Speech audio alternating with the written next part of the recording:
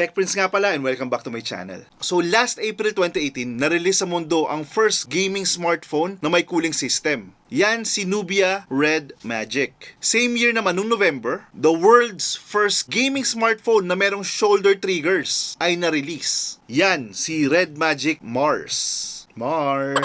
And then April 2019, si industry's first cooling fan and liquid cooling at 90Hz refresh rate ay na-release. Ayan naman si REDMAGIC 3 at si REDMAGIC 3S.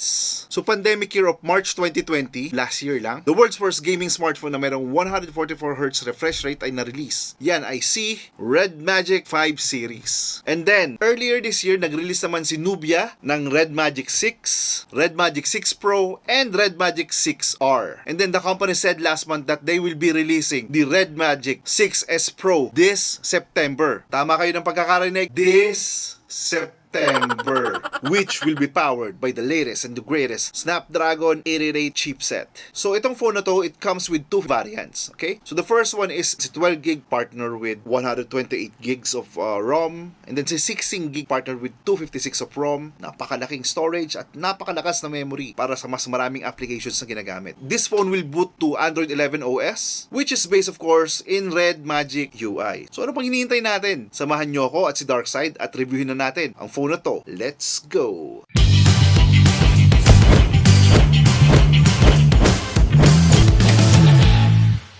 So meron dalawang colorway itong phone na to. The first one is a transparent color which is named as Ghost. Transparent no? Pag transparent, ghost talaga no? Hindi nakikita. Yung black color naman is called Cyborg. Ghost and Cyborg. Parang panglaro talaga no? Nalaro nyo ba yung Ghost Recon? Napakaganda niyan. Okay, buksan na natin. So, natin special sa box. So dito makita natin yung logo ng REDMAGIC, yung apat na sword. And then sa likod makikita yung kanyang specs. And then the model name. From here makita natin yung phone. Pero mamaya na yan ulit. Ayan, naka-plastic pa. And then next one would be, of course, the SIM ejector pin, TPU case, the quick start guide, and then the warranty card. Well, of course, meron din tayo ditong charger. Okay, ayan. Nubia quick adapter ang nakalagay. Ayan. And then, of course, the USB Type-C cable. So, there you go. Yun lang yung laman. Wala nang iba. So, gusto ko itong si TPU case. Ang ganda, oh. At ilagay natin for added protection. Syempre, bagong-bago eh. So, now, let's check this phone. Ayan, napakaganda. So, yung phone na to, meron siyang 165Hz refresh rate. At meron siyang 6.8 inches AMOLED display. Meron din siyang 450Hz na shoulder trigger buttons, ito. Alright. And now, let's check this phone dito muna sa harap. Okay? So, dito makikita natin yung napakaliit na punch hole, which is the 8 megapixel camera. Alright? Dito sa kanan, makikita natin yung shoulder triggers. Ayan. And then, sa katabi ng shoulder trigger dito sa kaliwa, makikita natin yung turbofan liquid cooling vent. Ayan siya. And then, ito yung power button. And katabi ng power button yung microphone. Dito naman sa ilalim, makikita natin, meron ulit microphone. And then, the USB Type-C port. And then, yung speaker grill. Dito naman sa bandang taas, makikita natin yung second speaker. Dual speaker siya. It means surround yung kanyang sound. Alright. Meron din ditong microphone. So, this phone is really surrounded with microphones. And then, the 3.5mm jack port. So, dito sa kaliwa, makikita rin natin yung liquid fan cooling vent, yung kanyang volume rockers, and then the switch, itong pula dito, to turn on gaming mode. At itong phone pala na to, meron siyang 30 watts fast charging na kasama. Tandaan niya yan. So, on top of that, meron tong LPDDR5 na memory, plus UFS 3.1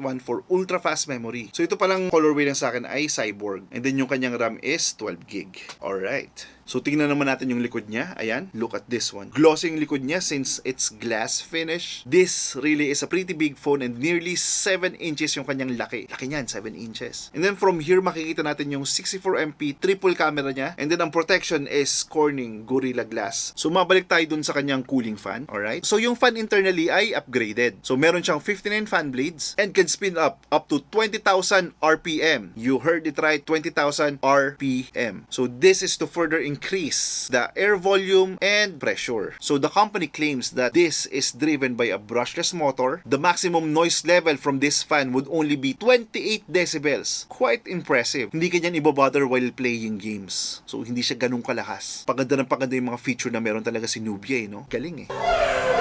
So aside from that, meron siyang under the display fingerprint sensor. That is for added protection and security sa phone na to. And of course, meron siyang 5G and Wi-Fi 802.11. Yan yung kapag ka nag-run ka ng Wireshark, makikita mo kung ano yung connection ginagamit ng device eh. So anyone of you who knows how to run Wireshark, comment down below. Let's check yung kanyang refresh rate. So from here, meron tayong apat na choices. First is yung 60Hz na refresh rate, which is normal. And then 90Hz, the perfect combination of fluency and power consumption. And then ito naman si 120Hz. The picture is silky but consumes more electricity. And then the last but not the least is 165Hz na refresh rate, which it is an esports level picture. Electricity consumption has increased significantly. Pero ako ngayon, ang pipiliin ko lang itong si 120Hz. Well, isa sa mga gusto kong feature na meron tong si Nubia REDMAGIC 6S Pro is yung kanyang Neo AI. So as a parent, meron siyang dalawang child feature. So yun yung Smart Game and Neo Game. So sa Smart Game, makikita natin yung REDMAGIC time. So during the game, the recorded video clips in real-time recording every moment of your glory. Next one is yung cooling fan, of course, sensing the temperature of mobile phone and intelligently controlling the fan speed to keep the phone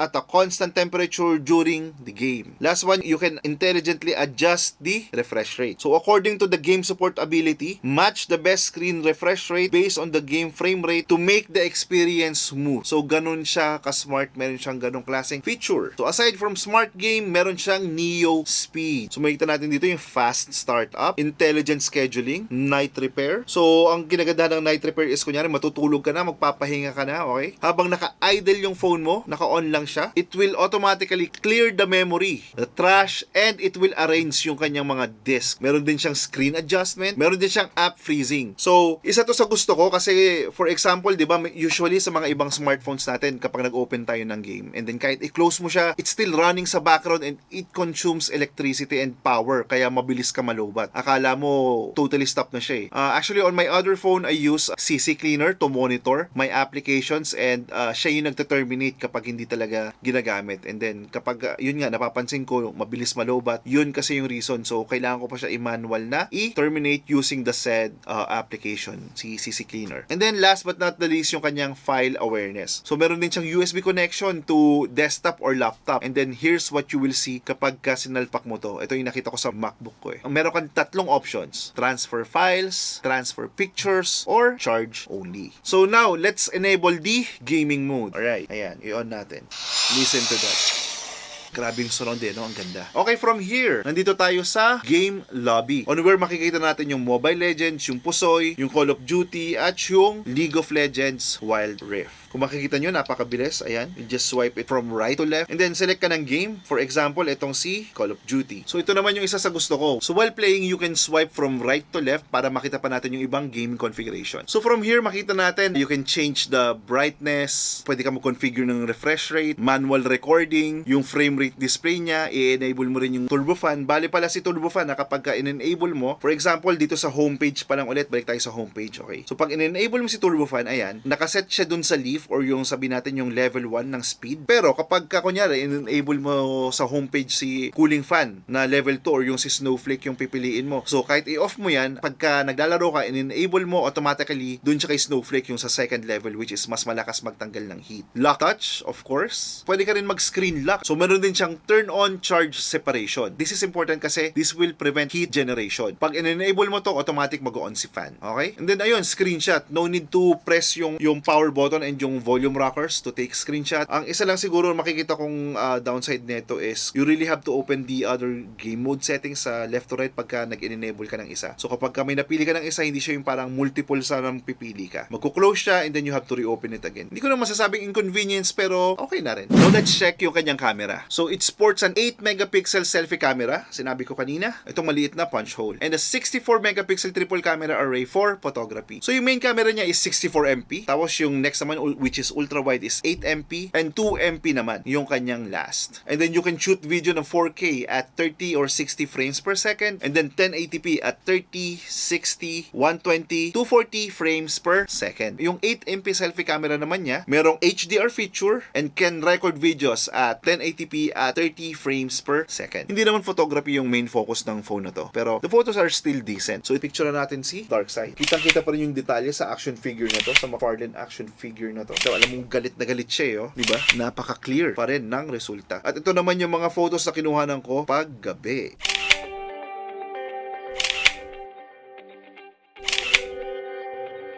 Maliwanag pa rin, di ba? May liwanag ang buhay. And then during daytime, ito naman yung mga photo result.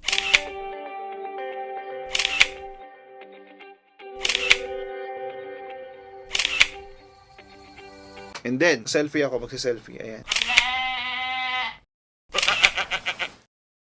Diba? May beauty filter pa yan. So, yung mga features ng camera na to ay merong camera friendly, pro, photo, video, night, and portrait feature. So, yun lang yung meron sa kanya. Overall, okay naman sa akin yung mga pictures na nakuhanan. Hindi siya ganun ka-blurry, pagka-zoom lang, and then maganda pa rin yung kanyang picture quality all in all. Now, let's check naman yung kanyang streaming capability kasi aside from gaming, di ba mahilig tayong manood ng videos, ng music videos, and mag-stream lalo na sa Netflix. Okay, let's check naman yung quality ng kanyang streaming. From here, play natin yung Punisher. Ayan. So, medyo madilim yung area, may konting screen burn pero clear pa rin, maganda pa rin. Ayan. And then next naman si Army of the Dead. So far walang lag, magandang resolution, maganda yung mga kulay. Then let's check naman yung Kingdom. Ayan, isa yan sa mga all-time top series ni Netflix. See? Kingdom. And then of course, yung number 1 ngayon sa US na clickbait. Ayan. Di ba napaka-clear? Clear as day. And then yung kanyang sound quality, which is surround, napakaganda. Stop tayo sa Netflix. Nood naman tayo ng music video sa YouTube. So, bago tayo mag-music video, tingnan mo natin itong Earth. Nakaset siya into 4K kasi. Ayan yung mga sinerch ko, 4K videos. So, ayan. Tingnan ninyo. Di ba? Napakaganda ng kulay. Ma-appreciate mo pa rin yung kanyang video. Yung sound, hindi sabog. Yan naman yung mga hinahanap natin no? Huwag lang sabog rin yung sound. And then next, play natin yung Twice, Can't Stop Me. Hindi ako sasayaw pero listen to the quality. After that, ito naman si SNSD, yung kanyang G. G. Sarap rin yan sabihin kapag lalaro yung GG. Then of course, one of my favorite bands growing up, elementary days, Rage Against the Machine. Diba? That's the sound quality na meron si phone na to. Overall, gusto ko siya pang stream at pang panood ng YouTube videos. Okay, so now, ang dami na natin sinabi kanina, mga iba man yung feature. Pero para saan ba to, di ba? This is for gaming. So ngayon, let's test kung gaano ba kaganda pang laro ang Nubia REDMAGIC 6S Pro. Alright, and before we start the game, of course, temperature check muna tayo. Okay? So ayan, makikita nyo, 32.6 yung kanyang current temperature. Now, let's start the game. Alright, dito tayo sa Mobile Legends. So sa graphics, iset natin siya into ultra, and then yung outline and color blend filter is off. So gamitin muna natin si Bruno. Ayan. As you can see, kahit character selections pa lang or animations, ang ganda ng kanyang resulta. Ramdam mo talaga na premium tong phone na to. And it will give you that gaming look talaga overall. Mapalikod man yan or harap. So after playing one game dito kay Bruno, i-check natin yung kanyang temperature. So from 32.6 naging 37.2 na yung kanyang temperature. So medyo uminit kagad siya at medyo ramdam mo yan dito. Hindi naman ganun sobrang init pero alam mo, it's starting to warm up. So let's enable the cooling fan. Ayan. And I'll use Angela. So, nagsusupport rin pala ako eh. Ayan, support Angela. And this is how I play Angela pala. So, kung gusto nyo akong i-educate, okay lang yan. Pakilagay sa comment below kung ano yung magandang build sa kanya. Alright? Ano magandang item. Ayan. Dapat tayo, tulungan tayo. Hatakan pataas. Alright, so after playing Angela, ayan, tingnan natin yung kanyang temperature. So from 37.2, naging, ayan, 35.1 na lang siya. Nabawasan siya. Malaking bawas yun Wala na ako maramdaman na init And now, let's play Uranus naman. So ayan, isa yan sa favorite na tank na ginagamit ko. Side lane yan sa XP lane. So yan yung ginagamit ko. Then ayun, apiran lang kami ng kalaban namin dito. Ayan, minsan lang ako sumali sa clash. Item muna, di ba? Ano ba suggestion nyo dito? Kasi minsan, uy, tumulong ka naman dito. Pero pagka iniwan mo yung lane mo, sasabihan ka ng, hoy, yung lane mo. Saan ngayon ako lulugar? Diba? Ewan ko ba sa inyo? Ano bang experience nyo while playing ML? Comment nyo lang below. Pag-usapan natin yan. And let's play minsan. So okay, after playing Mobile Legends, let's play Call of Duty Mobile naman. Okay? So opening pa lang of this game, makikita mo pa lang yung kanyang loading screen and yung maririnig yung sound niya. Napakaganda, diba? Hindi sabog yan. Napaka-clear, crystal clear ng sound. Then from here, let's set the graphic quality to medium. Tapos yung frame rate naman niya, set ko 2 Ultra MP. So graphic style gagawin kong nostalgia. Alright. And then yung effects. Dito naman checkbox tong nakalagay pero isa lang pagpipilian eh. Dapat dito radio button, di ba? Kapag nag-e-exam kayo online, magkaiba ang checkbox sa radio button. Pag checkbox, ibig sabihin pwedeng multiple yung answer nyo or yung gusto ninyo. Radio button, isa lang. So yan yung difference sa radio button and checkbox. Meron naman kayo natutunan. Alright. Alright, rock and roll to the world. Now, let's check the temperature. Ayan. Starting temperature niya is 34.2. To turn off ko yung cooling fan muna. Naka-turn off siya. And now, let's enable the shoulder triggers. So, with a 720Hz touch sampling rate for multi-fingers, so the REDMAGIC 6S Pro delivers ultra-fast touch and precise response. So, giving you a serious competitive edge while gaming. So, after 6 games, yung 34.2 niya naging whopping 37.2. Ang init na, di ba? So ngayon, let's enable the cooling fan. Alright, look at that.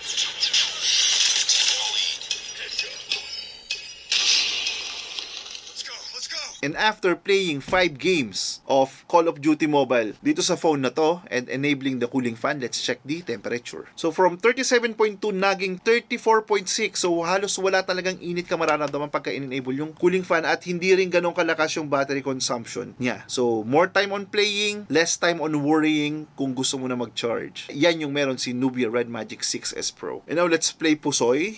Tingnan natin, naglalaro ba kayong Pusoy? So ayan yung Pusoy. Napakalit lang naman kasi ng resources na kinakain nito, so hindi siya ganun kainit. Ayan, tingnan nyo. Swerte ba tayo? Somehow swerte. Ayun, minalas lang. And that's it. So there you have it. Yun yung aking test while playing the game dito sa phone na to, and what I can say is this phone is really phenomenal and napakaganda ng gaming experience ko while using this phone. Lalo na pinagaan niya yung trabaho dahil sa shoulder triggers. Ang dami ko nabatay. Tingnan nyo naman, di ba? Lakas no? Lakas-lakasan lang yan, hindi kasi rank.